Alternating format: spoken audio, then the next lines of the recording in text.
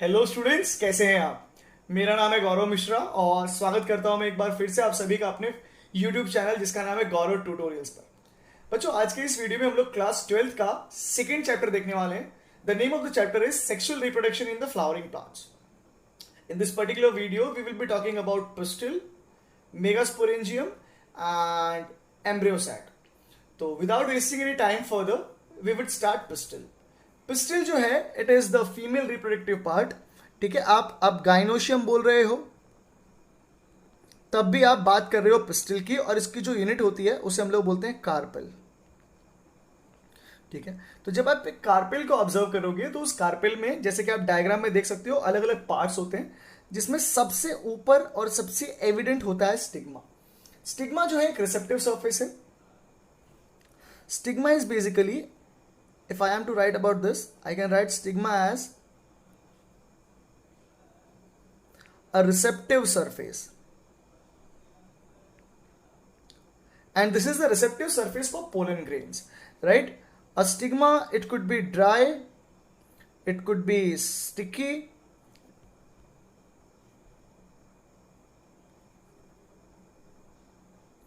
it could be sticky. At times it is very smooth. At times it could be rough also, depending on the flower that we have with us. ठीक है, तो stigma जो क्या करती है, stigma जो है वो पोलन ग्रेन को अपने ऊपर लैंड करवाती है। ठीक है, और यहां पर जब पोलन ग्रेन फॉल करता है तो वो डेवलप करता है इन द पोलन ट्यूब्स। ठीक है, स्टिग्मा जो है नीचे की तरफ एक्सटेंड करती है by means of this style. तो style is a hollow tube जो पोलन ट्यूब को पाथ देती है ताकि वह पहुंच सके इस ओवरी तक। ठीक है, ओवरी जो होती है, ओवरी बेयर्स ओव्यूल्स। मान लीजिए हमारे फ्लावर के पास केवल एक ही कार्पेल होता, तो in that case our flower could have become a monocarpellary flower, a monocarpellary flower. Similarly अगर उसके पास दो या बहुत दो होता तो बाई कार्पेलरी बन जाता, और बहुत सारे होते तो in that case our flower could have become a multicarpellary flower, multicarpellary flower. Fine. अब देखो क्या होता है, जब मल्टी कार्पेलरी होती है तो हमारे पास दो नए टर्म्स आ जाते हैं। एक होता है एपोकार्पस, एपोकार्पस,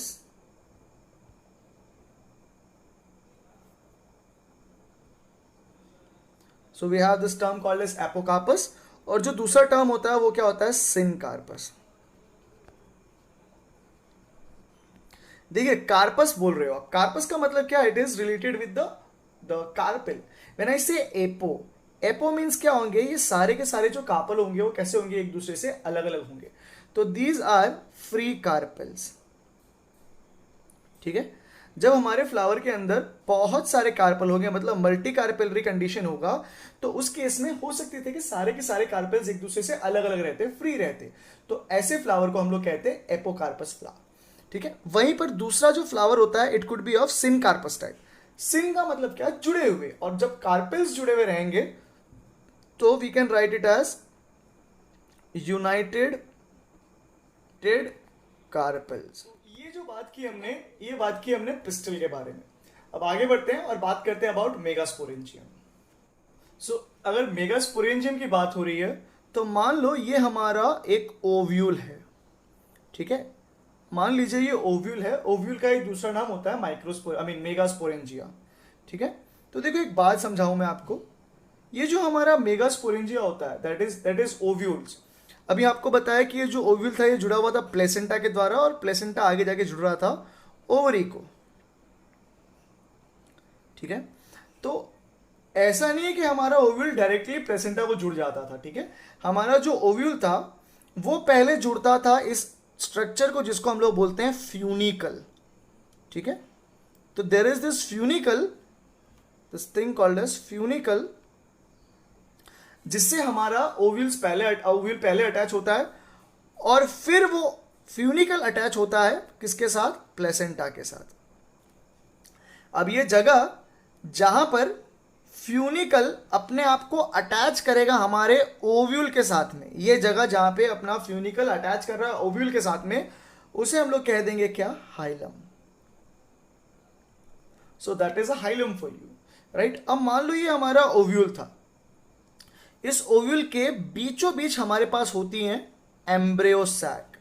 सो एग्जैक्टली सेंटर पे मैं ड्रॉ कर रहा हूं एम्ब्रियो सैक।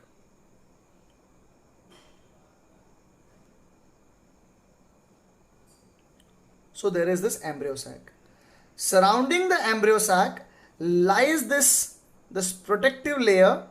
हो सकता था ये सिंगल लेयर हो या ये डबल लेयर हो, और ये जो रीजन है जहां पे ये प्रोटेक्टिव लेयर जिसकी मैं बात कर रहा हूं, ये जो प्रोटेक्टिव लेयर है इसको हम लोग बोलते हैं क्या, इंटेग्यूमेंट्स। इंटेग्यूमेंट्स। तो ये जो इंटेग्यूमेंट्स है वो सिंगल लेयर भी हो सकते थे या डबल लेयर भी हो सकते थे।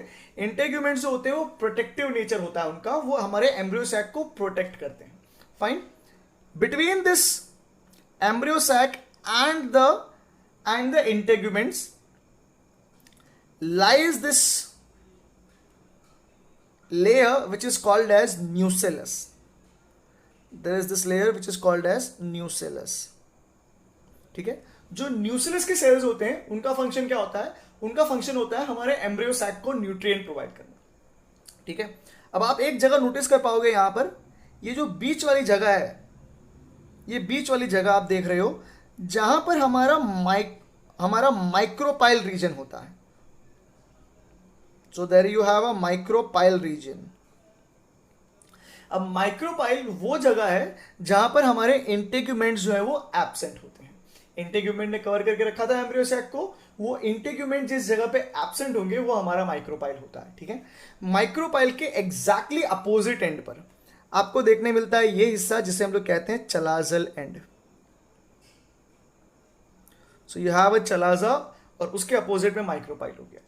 तो अगर आप मेगास्पोरेंजिया की बात करते हो तो मेगास्पोरेंजिया के स्ट्रक्चर में ये कुछ बेसिक सी चीजें हैं जो आपको ऑब्जर्व हो जाएंगी। ठीक है। So that is megasporangia for you. अगर आपको मेगास्पोरेंजियम का स्ट्रक्चर समझ में आ गया है तो अब हम आगे बढ़ते हैं और बात करते हैं मेगास्पोरोजेनेसिस की। सो comes the question, what is megasporogenesis? So basically अगर मेगास्पोरोजेनेसिस की बात कर रहे हो आप, तो मेगास्पोरोजेनेसिस का मतलब होता है क्या, it is formation of megaspore. क्योंकि मेगास्पोरोजेनेसिस की बात हो रही है ना, तो formation of megaspore from MMC, where MMC stands for megaspore mother cell. Megaspore mother cell. ठीक। अब देखो जब मेगास्पोरोजेनेसिस होता है तो क्या होता है, हमारे जो ओव्यूल्स थे, ठीक है, ये ओव्यूल हो गए। इस ओव्यूल के बीचों बीच ये जो सेल थी, ये जो स्ट्रक्चर था, उसको हमने क्या बोला था, एम्ब्रियो सैक बोला था कि नहीं बोला था? ठीक है। फिर आपको ये भी ध्यान में होगा, अभी वीडियो का डिस्कशन हुआ था, अभी डिस्कशन हुआ था लास्ट स्लाइड में, तो आप देखो आपके पास यहां पर इंटेग्यूमेंट्स भी प्रेजेंट थे। ठीक है। फिर आपको ये बताया जिस जगह पे इंटेग्यूमेंट्स एब्सेंट होते हैं वो क्या हो जाता है, हमारा माइक्रोपाइल हो जाता है। ठीक है। And between the embryo sac and your integument lie this layer of cells which are called as nucellus. ठीक है। The cell which is called as the layer of cells which is called as nucellus. कोई एक cell which is large, one large cell in fact, और इसकी characteristic क्या होती है, it contains dense cytoplasm. So there is dense cytoplasm and apart from that it has a prominent nucleus.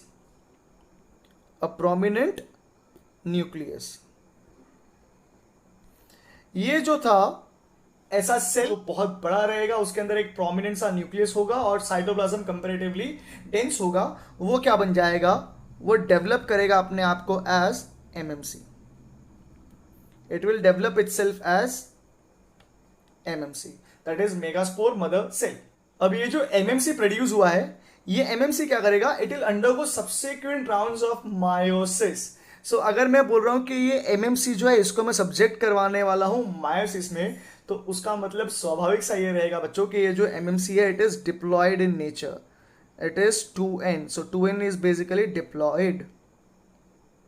Okay, so now students I want you to understand and assume it to be a megaspore mother cell and surrounding it you have these region of nucleus. So in the subsequent images I will not be drawing the nucleus, I will be only presenting to you the this MMC, right? This MMC would undergo round 1 of meiosis. Now क्योंकि ये diploid था, this is to and, जब इसका meiosis होगा तो आप देखोगे ये जो डिप्लॉयड नेचर था वो, बिकॉज मायोसिस जो है वो रिडक्शन डिवीजन करता है, तो हम देखेंगे यहां पर आपको 2 सेल्स मिल जाएंगे।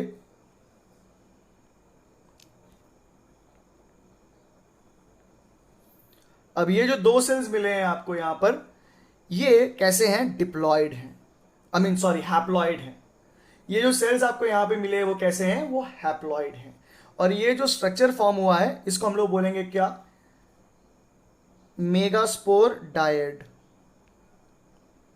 Megaspore dyad, right. Megaspore dyad जो था ये फिर से अंडरगो करेगा मायोसिस 2, और अब जो नंबर ऑफ सेल्स थे वो डिवाइड होने के बाद हो जाएंगे कितने? 1 2 3 और 1 4। So you would have 4 cells in this, and ये भी कैसा रहने वाला है? हैप्लॉइड ही रहने वाला है, दैट इज एन। और इसे कहा जाएगा megaspore tetrad. So there is this megaspore tetrad, right. Now एक चीज समझो बच्चों, आप लोग कितने सेल्स है इस टेट्राड के अंदर? 4 हैं। तो 1 2 3 and 4. From this 4 cell, 3 cells would degenerate.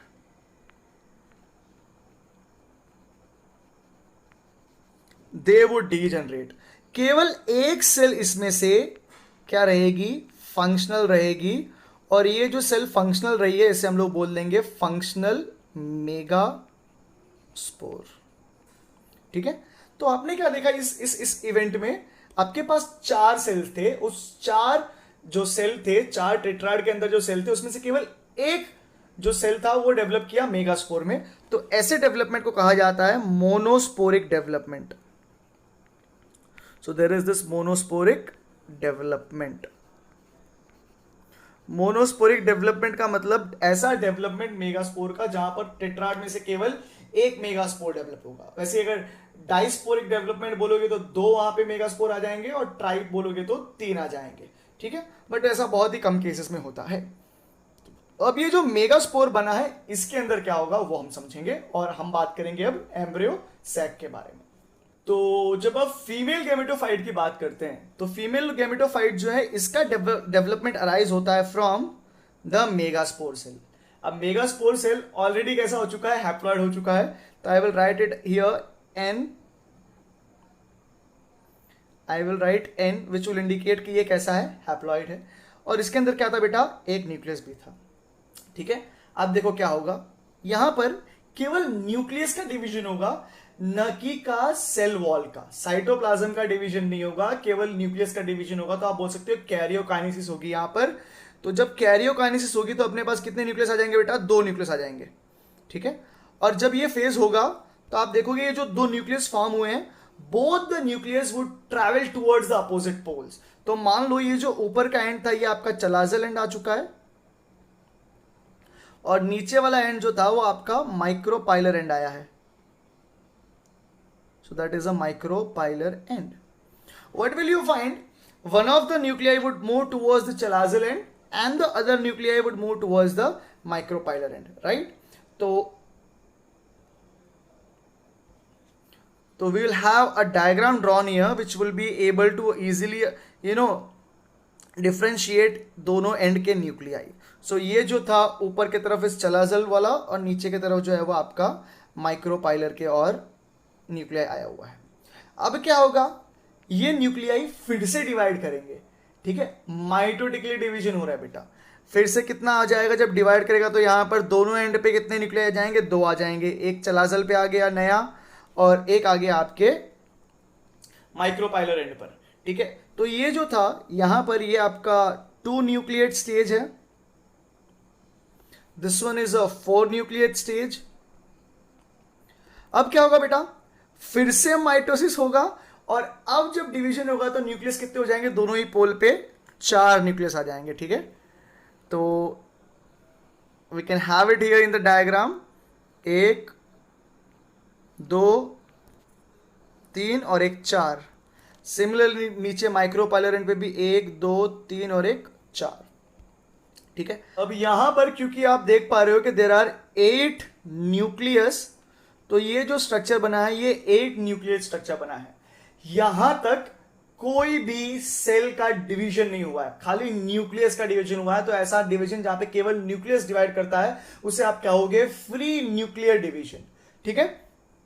अब सेल वॉल का फॉर्मेशन चालू होगा और अच्छे तरीके से ऑब्जर्व करना, मेन चीज यहीं पे आने वाली है। देखो क्या होगा, ये जो आपके आपके 8 न्यूक्लियस थे, ठीक है, क्या होना चालू होगा, ऊपर की तरफ 1 2 और 3 ये न्यूक्लियस यहां पे पड़े रह जाएंगे चलाजल एंड पे। एक न्यूक्लियाई जो था वो सेंटर पे आ जाएगा। सिमिलरली यहां पर होगा 1 2 3 थे और चौथा जो न्यूक्लियाई था वो सेंटर पर आ जाएगा, ठीक है। क्या होगा, ये 8 और न्यूक्लियस ने अपने आप को कैसे अरेंज किया वो पता चल गया। अब देखो क्या होगा, फिर से हमारी ये तैयार हो रही है। देखो यहां पर नीचे के एंड पर एक सेल और 2 सेल। अब मैं साथ साथ में इन लोग का सेल वॉल भी डेवलप कर देता हूं। तो ये 2 सेल डेवलप हुई हैं। इसके ऊपर में ये वाला जो बीच वाला न्यूक्लियस था उसको बना देते हैं हम लोग फटाक से, राइट। दिस इज योर बीच वाला न्यूक्लियस और यहां पर जो सेल है ये बन जाएगी हमारी एग सेल, ठीक है। तो ऊपर की तरफ यहां पर इन 2 के ऊपर आप देख पा रहे हो आपकी एग सेल। ये जो 2 आप देखोगे नीचे की तरफ, those are your synergid cells, synergid cells, ठीक है। अभी मैं खाली आपको इसका स्ट्रक्चर बता रहा हूं, इनका फंक्शन नहीं बता रहा हूं। फंक्शन जो है वो आने वाले वीडियोस में हम लोग देखेंगे, right. So there is this egg cell and the synergid cell, both of them, the synergid as well as the egg cell can collectively be referred to as egg apparatus. इसे हम लोग बोल सकते हैं एग एपेरेटस, ठीक है। इसके अलावा आप देखोगे इस सिनर्जिड सेल्स के अंदर कुछ स्पेशल फोल्डिंग्स होती हैं, ठीक है। कुछ स्पेशल फोल्डिंग्स होती हैं जो हमारे हमारे जो जनरेटिव सेल्स होंगे उनको अंदर गाइड करेंगे यहां पर। तो ये जो स्पेशल फोल्डिंग्स है इन्हें हम लोग कहते हैं filiform apparatus. So it is filiform apparatus,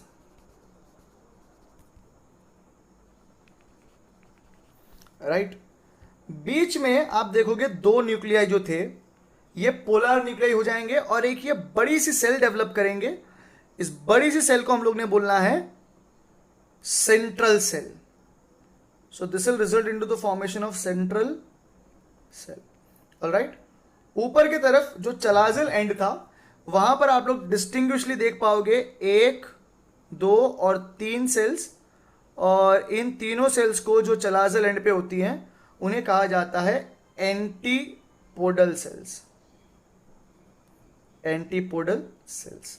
तो एक ओव्यूल का जो स्ट्रक्चर था उसके अंदर हमने क्या देखा, एम्ब्रियो सैक। इस एम्ब्रियो सैक के अंदर बेटा टोटल सेल्स कितने काउंट करते देखो। तो फटाक से पहले हम लोग सेल्स काउंट कर लेते हैं। देखो 3 सेल्स तो आपके एग एपरेटस में हो गए, ठीक है। 3 सेल्स इन एग एपरेटस, एग एपरेटस। वो एग एपरेटस के जो कंपोनेंट है वो क्या क्या थे, 2 तो यहां पर सिनर्जिड सेल हो जा रही थी आपके पास में, और 1 सेल आपके पास में हो जा रही थी कौन सी, एग सेल, ठीक।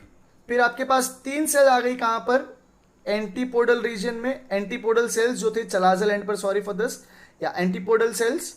और 1 सेल आपके पास हो जा रही थी कहां पर, सेंट्रल सेल, जो एग्जैक्ट बीच में आ रही थी, ठीक। तो सेल हमारे पास कितने हो गए, 7 सेल्ड स्ट्रक्चर है हमारा एम्ब्रियो सैक। न्यूक्लियाई काउंट कर लो, 3 एंटीपोडल के, 2 लार्ज जो सेंट्रल सेल था उसके, 5 और 3 यहां पर 2 सिनर्जिड में से और 1 एग में, तो 8 हो गए। तो न्यूक्लियस कितने हो जा रहे हैं हमारे पास, न्यूक्लियस कितने हो जा रहे हैं बेटा, 3 तो न्यूक्लियस आ गए एंटीपोडल सेल के, एंटीपोडल सेल के। 3 न्यूक्लियस आ गए आपके पास जो आपका एग एपरेटस है उसके, और 2 आ गए आपके पास सेंट्रल सेल के। तो टोटल कितने हो गए आपके पास? 8 न्यूक्लियस हो गए और 7 सेल्स हो गई हैं। तो मैं बोल सकता हूं कि जो एम्ब्रियो सैक है it is 7 celled and 8 nucleate structure. ठीक है, तो इतना ही रखते हैं बच्चों इस वीडियो में। उम्मीद करते हैं आपको वीडियो अच्छा लगा होगा। If that is the case, please hit the like button. You can also share the video with your friends, and if at all you find के चैनल आपके लिए फ्यूचर में यूजफुल हो सकता है तो प्लीज सब्सक्राइब करना जरूर। मिलते हैं अगले वीडियो में, तब तक के लिए stay safe, stay blessed and बहुत बहुत ध्यान रखें आप।